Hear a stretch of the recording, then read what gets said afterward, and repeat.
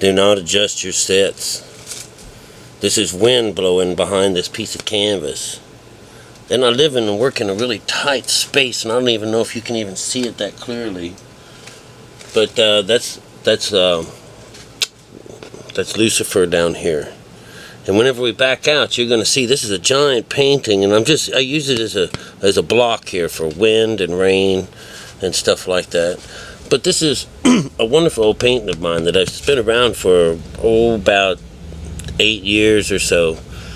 But it's got all of the end time stories in it.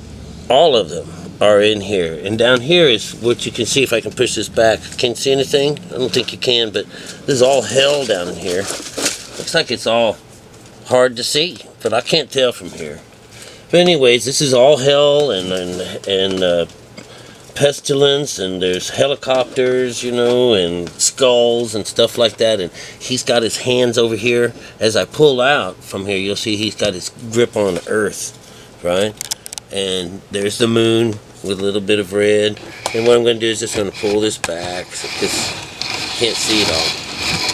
But it's a picture. It's a wonderful painting of the end times, you know, and I guess you can see a little bit of it. It goes up real high. So it's about 5 foot by 9 foot.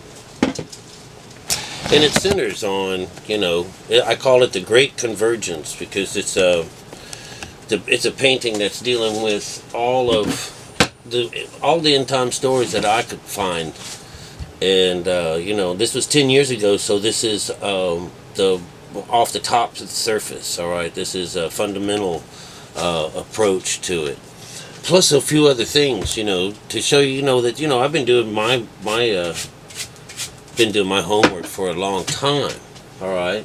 So, you know, there's your Jesus coming in on a white horse with a sword in his mouth. You know, he's also representing this halo around here is the Buddhist wheel.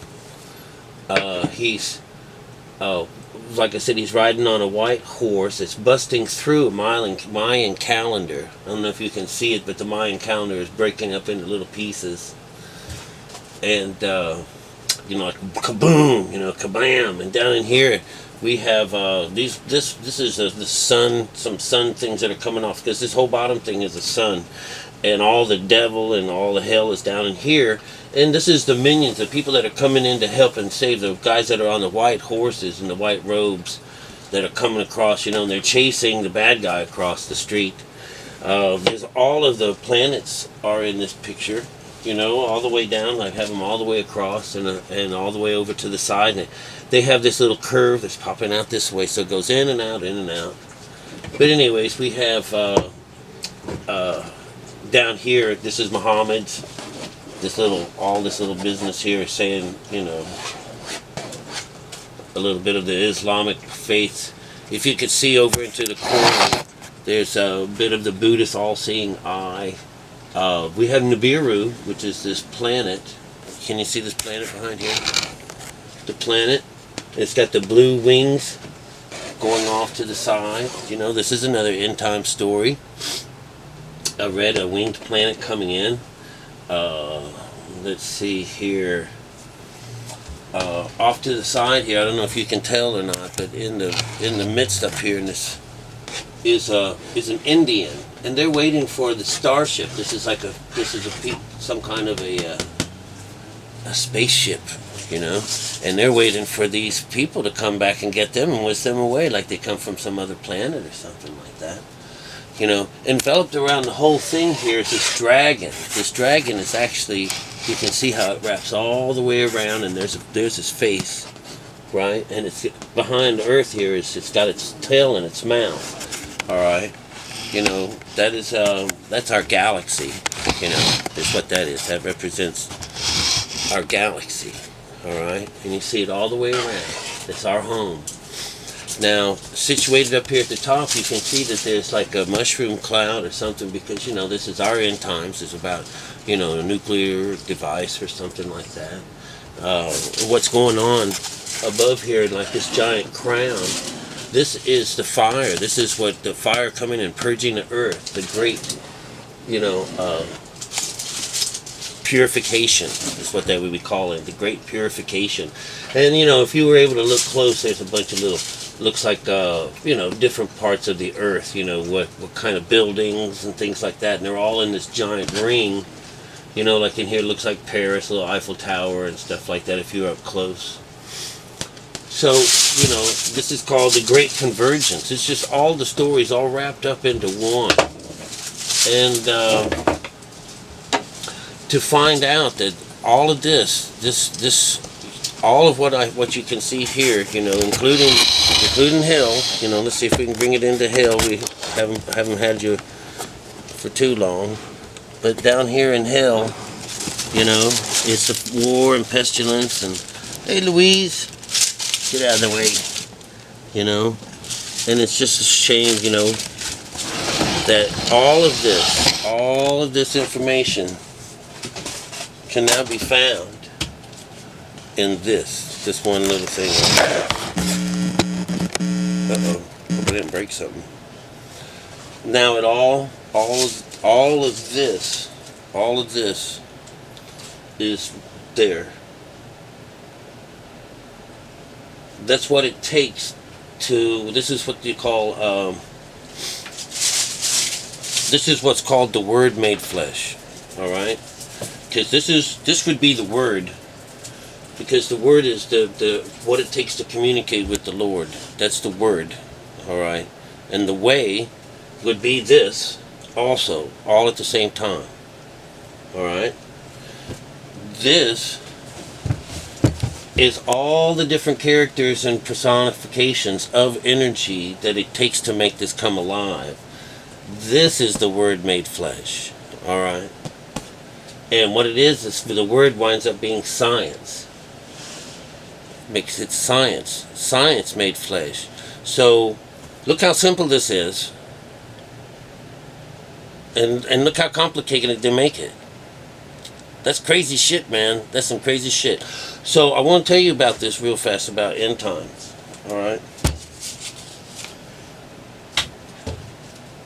In this here, the end times already sewed up. They have the end and the beginning, everything and all of what goes on. This is end time. The end times is any time when you have had enough. That's the end time. When you even learn this for the first time, you're going up for your very first time, this part of you becomes a kingdom that's been built up in your mind. It calls you to, you know, oh, well, I can't do this. I've been told not to, you know, and I can't question it, and I can't do anything, you know. So it's a trap. It's what binds you, you know, and you would think that that's a good thing. Well, I was bound to it for a while, and it was a good thing. Otherwise, I'd know shit. I would know nothing, absolutely nothing right now, absolutely nothing. But, you know, that's time well spent, because, you know, to know God is to know thyself, you know, and this is how you do it, is by going within. And when you do, that's end times, because you're no longer a part of the world anymore, you know. You have, you're like Jesus and what he teaches, and what Buddha and Krishna, these are not crossing over. They're all saying the same thing.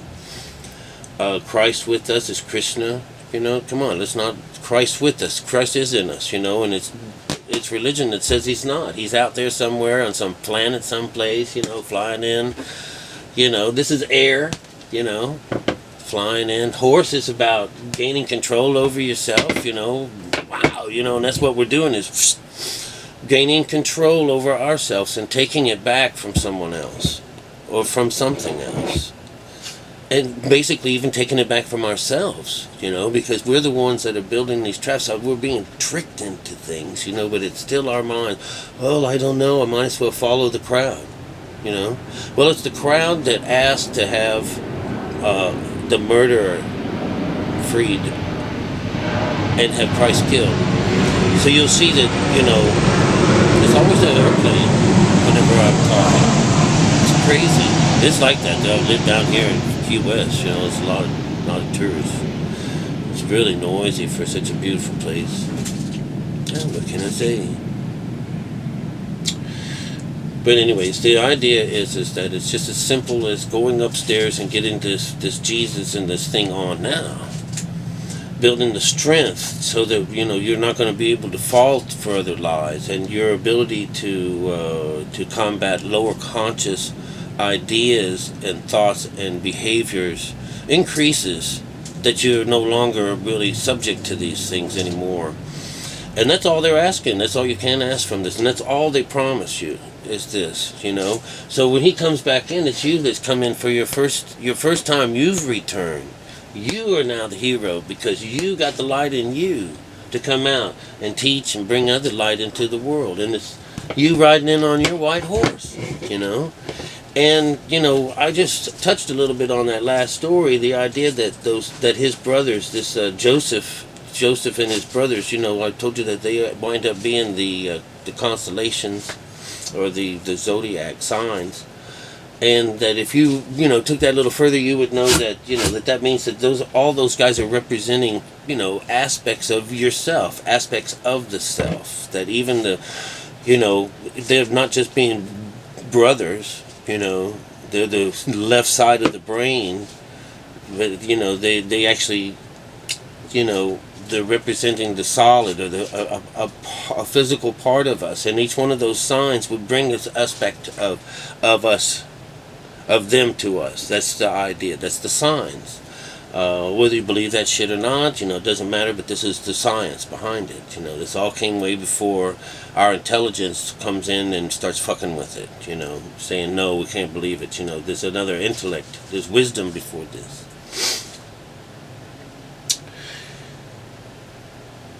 Oh, man, so I may have lost it.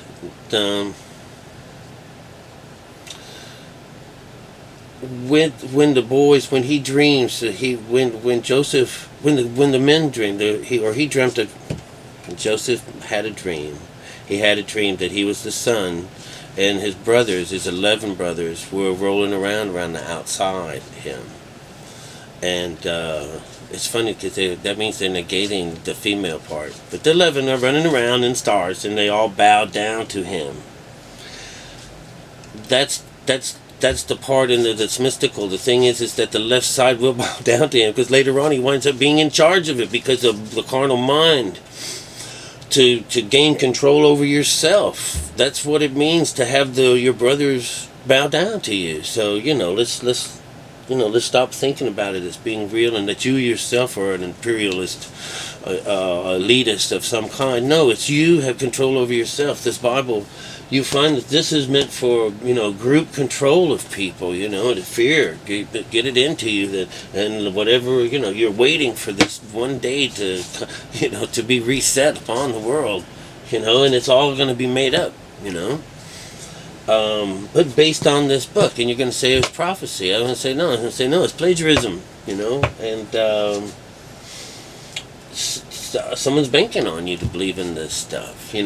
What you should recognize by now is that what there's under siege, by this, he represents the center eye. He's killed between the two thieves, the two eyes. He's scourged on his back for the kundalini. They won't allow you to enter within. They don't want you to know Buddha. They want you to stay away from these people and these teachings. There's so you have to understand that it really all comes down to that control part, and it's you. They want you. It wants you, whatever the system is, whether it's the devil, if it's banking system, if it's something to do with kings and queens and shit like that. They want you. They want you. But they don't want you on yourself. If not, there's just a few of you, and you're easy to deal with because they'll stick out like a sore thumb. This is what they're after, is this, the whole thing. They don't want you to have anything to do with the truth. They want you to stay on this little merry-go-round and call it progress. But it's actually, they got things in mind, and you'll find that it's not just your body that's being used, it's your talents, your money, years and generations of freedom has created a monster.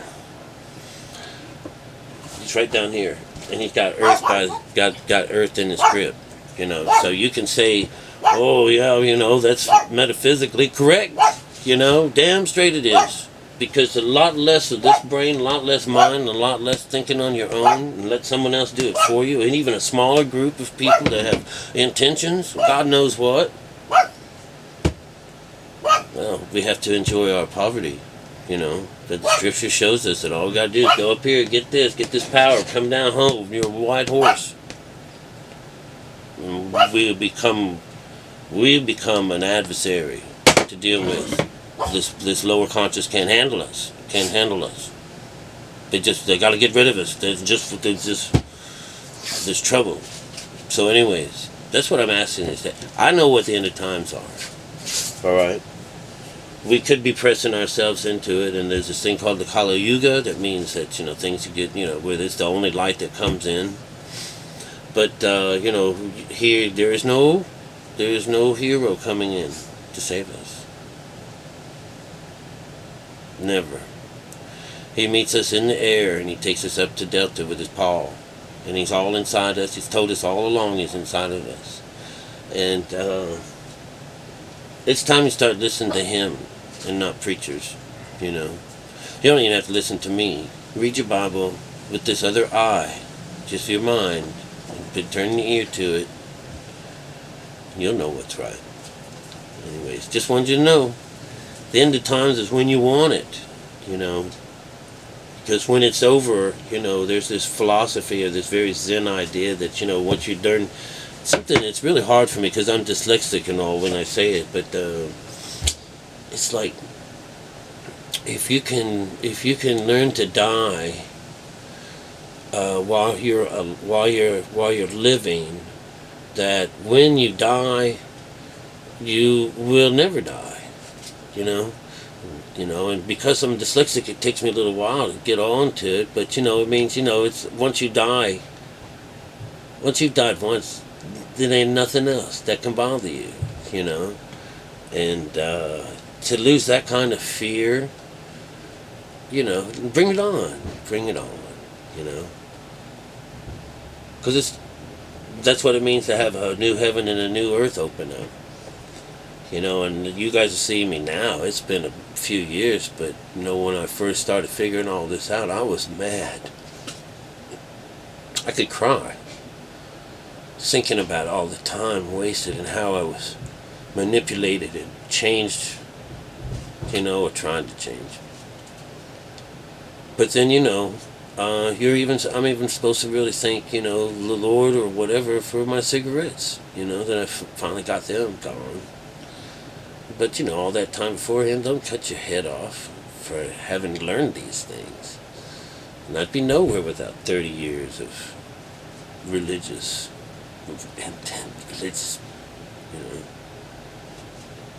Anyways, you have a good time. I love you, and, do something about this end time. Be a part of it. Get it over with now. Get your rapture over with now. And then when the other one comes around, we'll watch it, and say, wow, check them out, I'll be up on the roof watching. Alright, because if that shit comes down, man, I don't want to be on the ground. No. Dead people coming up out of the ground, shit like that. No. It's you coming alive. That's the end. Revelations isn't a terrible thing that happens. Damn, I was hoping not to make this longer.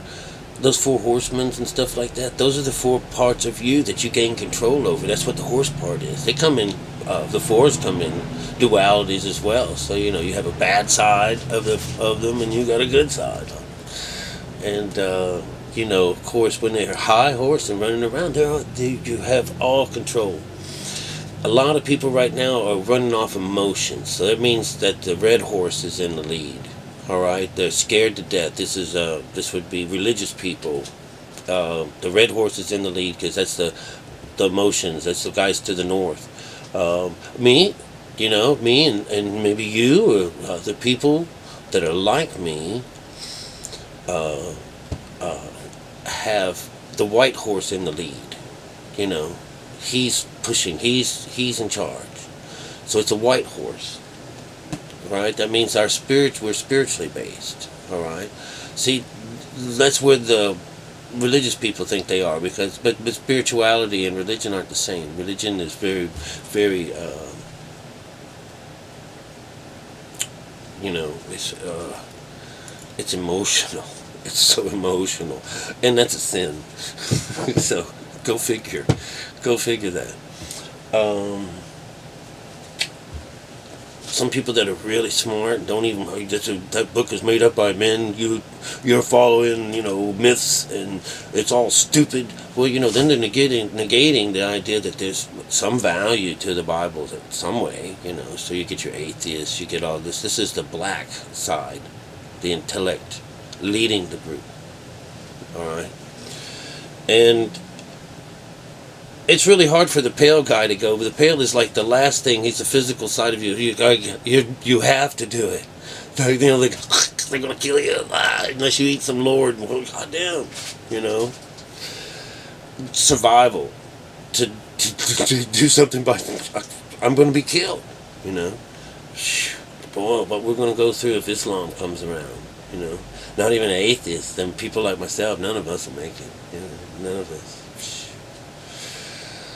But anyways, that's what those 4 horses means, and it's about a big awakening. It's like, wow, bam, what a revelation.